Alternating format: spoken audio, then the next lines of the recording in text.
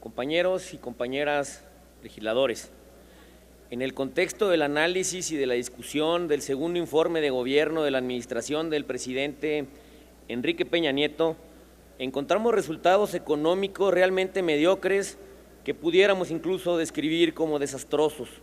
Un país que no crece, que no genera empleos, que pierde competitividad y que en consecuencia deteriora los niveles de vida y de bienestar de los y las mexicanas. Para México es prioritario que la economía crezca más y de manera constante. Estamos seguros que podríamos ser mucho más competitivos, dinámicos y fuertes, y creemos fehacientemente que debemos de crecer por lo menos al 4 o 5%, esto con o incluso sin reformas estructurales. La única razón por el casi nulo crecimiento económico en los pasados 2 años son las malas políticas fiscales y económicas del Ejecutivo Federal. ¿Cómo explicarle a los ciudadanos que en los últimos 3 años de la administración del presidente Felipe Calderón, la economía mantuvo tasas de crecimiento en promedio anual de 4.3%, y sin embargo, en los primeros 2 años de este gobierno, en el 2013 solamente logramos crecer aproximadamente el 1%, y este año, si bien nos va, creceremos apenas por encima del 2%, creciendo incluso por debajo que los Estados Unidos de Norteamérica, lo que no pasaba en este país en muchas décadas. ¿Cómo explicarle a los ciudadanos, a los micro y pequeños empresarios, a los jóvenes de este país, el retroceso en la dinámica económica y en la generación de empleos? En la presente administración, hasta julio del 2014, se ha generado la raquítica cifra de 671,000 empleos formales, es decir, solo 31,000 empleos permanentes promedio por mes, cuando para que pudiéramos salir adelante necesitaríamos por lo menos 100,000 empleos formales al mes. Es decir, solamente en lo que llevamos de este sexenio tenemos un déficit de cerca de 1,300,000 empleos en este país, dándoles únicamente a los mexicanos las opciones de caer en la economía informal. ¿Cómo explicarle a la sociedad el enorme déficit generado por la contratación de deuda que no se ve reflejada en la inversión y en el gasto público? Es verdaderamente injustificable lo que han hecho con nuestra economía y está fuera de toda lógica racional.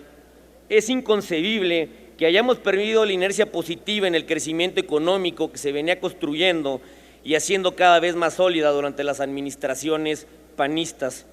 Es en este escenario en el que México no puede aspirar a la generación de más empleos, a la apertura de nuevas empresas, a la atracción de más inversiones y a generar más valor agregado en todas las actividades productivas, ya que en esta administración no hemos sido capaces de crear las condiciones propicias para cumplir con nuestros objetivos elementales.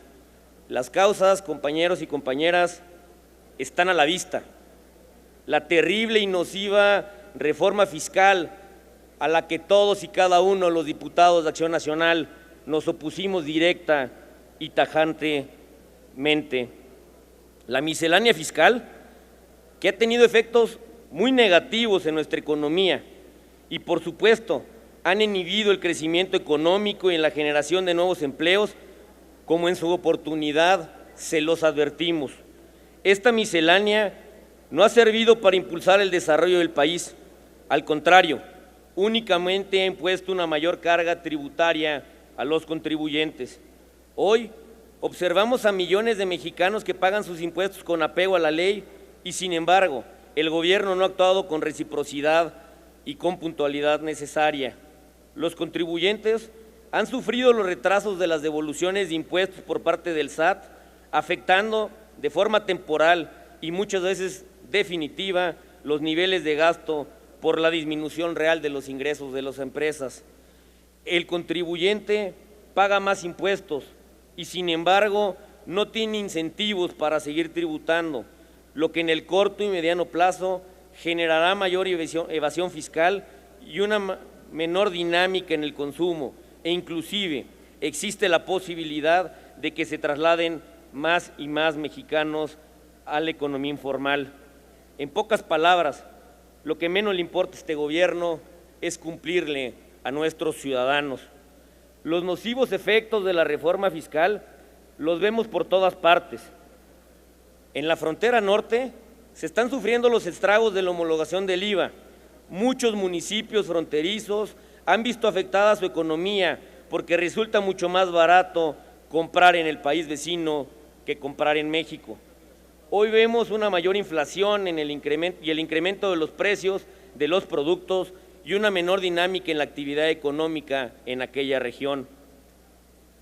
En Acción Nacional hemos insistido y seguiremos insistiendo en la necesidad de volver al antiguo régimen de pequeños contribuyentes, un régimen en el que tributaban cerca de 11.7 millones de mexicanos. Los pequeños comercios, las tortillerías, las cerrajerías, las trapalerías, los puestos en los mercados, y a ellos son a los que se les está afectando con este nuevo régimen de incorporación fiscal. Seguiremos peleando y dando la batalla por regresar el IVA al 11% en las fronteras y por regresar este régimen de pequeños contribuyentes y con ello poder mejorar la economía familiar. Este Congreso le ha dado al país las reformas que se necesitan para obtener un mayor crecimiento económico y, sin embargo, la actual administración no ha sabido aprovechar el potencial de las mismas. La administración de Peña Nieto ha sido incapaz de hacer que el país avance, que se generen más y mejores empleos, que se atraigan inversiones y se genere mayor infraestructura y, sobre todo, que exista un mayor bienestar para las familias de los mexicanos. Otro tema que verdaderamente nos alarma es la estabilidad, o mejor dicho, la inestabilidad de la macroeconomía que hoy observa nuestro país. Cabe decir que en el paquete económico que se aprobó en el 2014, con la reforma hacendaria y de seguridad social, había un objetivo de recaudar más de 230,000 millones de pesos adicionales, con ello, supuestamente, garantizando un mejor nivel de vida para la población y favoreciendo la posición fiscal del país. Se generaron nuevas obligaciones de gasto, equivalentes a 360,000 millones de pesos, sin que esas estuvieran respaldadas por un crecimiento económico y sostenido en ingresos públicos. Ante tan lamentable perspectiva, el discurso que muestra el informe de gobierno en materia de viabilidad de las finanzas públicas y de estabilidad macroeconómica pierde sustento y pierde toda credibilidad, pues no hay manera de sostener el ambicioso y clientelar gasto si no es a costa de más cargos a los contribuyentes y de una mayor deuda pública. Otra carencia trascendental le observamos a la economía nacional es el acceso al crédito. El principal argumento para legislar la reforma financiera era que las pequeñas y medianas empresas pudieran tener mayor acceso al crédito, cuando solamente tenían aproximadamente el 15% de ellas acceso al mismo. Esas micro y pequeñas empresas que generan más del 80% de los empleos en nuestro país. Ahora se comprueba que esto no ha sucedido. Solo 17 de cada 100 empresas de menor tamaño han contratado crédito en lo que va de este año. Ciertamente, debido a que han prevalecido las altas comisiones y gastos adicionales al crédito, pero más importante es que el 49.2% de las empresas tienen como mayor limitante la situación económica en general. A pesar de que la Comisión Federal de Competencia ha declarado que hacen falta medidas para corregir los abusos y ofrecer alternativas en el sistema financiero, el gobierno federal ha mantenido una actitud pasiva y, en consecuencia, desesperanzadora. Mientras que no existan opciones reales y factibles para las empresas de menor tamaño, el 81% de estas seguirán optando por financiarse con proveedores. En 2012, los empresarios destinaban el 27% de su crédito a la inversión. En el segundo trimestre de este año, solo el 17%.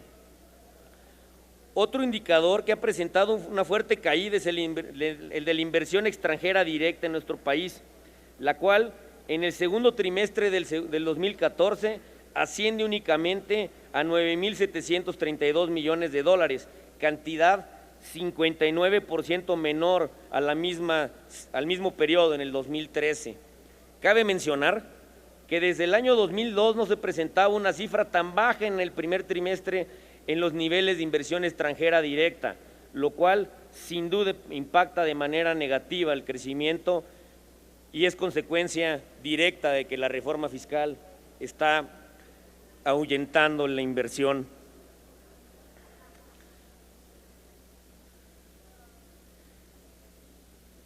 En el informe tampoco pudimos apreciar información sobre los avances en la identificación de zonas de riesgo para evitar los fenómenos catastróficos de origen hidrometeorológico, los que se evidencian en una falta de inversión preventiva y, peor aún, en una falta de interés por un tema vital para el país como es la ecología.